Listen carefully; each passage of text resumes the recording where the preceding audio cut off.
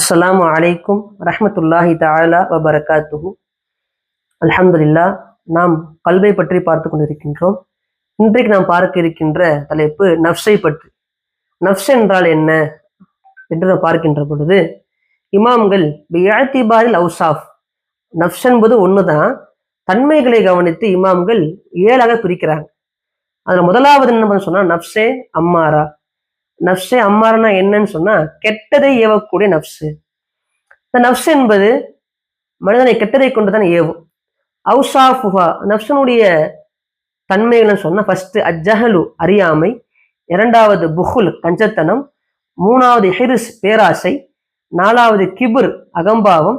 ஐந்தாவது கலபு, கோபம். ஆறாவது ஷஹவத், காமம். அல்ல ஹசது, கடைசியாக பொறாமை. இந்த 7 சிஃபத்துகளுமே அந்த நபர்கிட்ட இருக்குமா.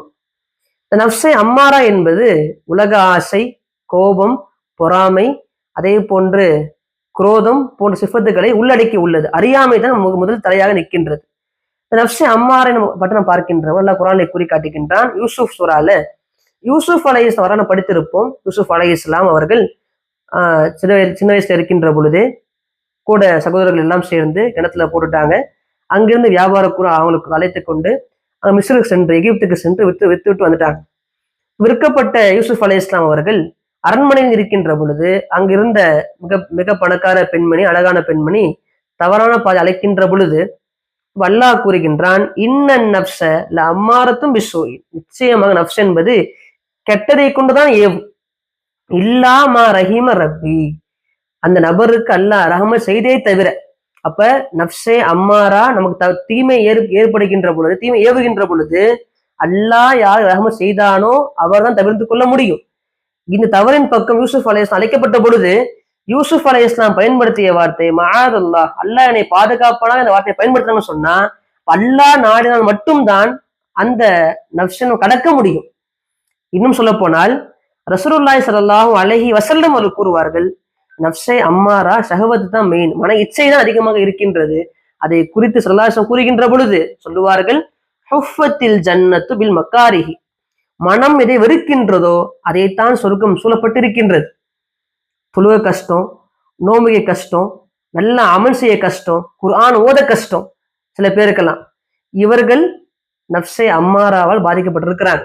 இப்போ மனம் எதை வெறுக்கின்றதோ அதைத்தான் சொர்க்கம் சூழப்பட்டிருக்கின்றது. அடுத்ததாக சொல்றாங்க பாருங்க, ஹுஃபத்தின் நாரபி ஷஹவத்தி, மன இச்சையை கொண்டுதான் நரகம் சொல்லப்பட்டிருக்கு. இன்னைக்கு நான் பார்க்கணும், துனியால மனம் எதை ஆசைப்படுகின்றது, மனம் போன போக்கில செலுக்கிற மக்கள் அதிகமாக இருக்கிறாங்க. நாம் பாதுகாக்க வேண்டும், நாம் பாதுகாக்க பெற வேண்டும் அல்லாஹ்விடம் இருந்து. அப்ப நம் ஷஹவத்தை நாம் பின்பற்றோம் சொன்னா நம்முடைய சிறு நரகமாக தான் இருக்கும். அந்த ஷஹவத்தின் தலையாக இது இருக்கு, நஃப்ஸை அம்மாராக இருக்கின்றது. நஃப்ஸை அம்மா அடக்குவது எப்படி என்று பார்த்தோம். அல்லாஹ் குர்ஆன் கூறி காட்டுறான் பாருங்க, அலா பி திக்ரில்லாஹி தத்மஇன்னுல் குலூப், திக்ரை கொண்டுதான் மன அமைதி கிடைக்கின்றது. அப்ப நம்ம நஃப்ஸை அம்மாராக அடக்க வேண்டும் என்று சொன்னால் முதல்ல திக்ரை ஏற்படுத்த வேண்டும். அல்லாஹ் திக்ர் செய்ய வேண்டும், ஜஹரன் வெளிப்படையா செய்ய வேண்டும்.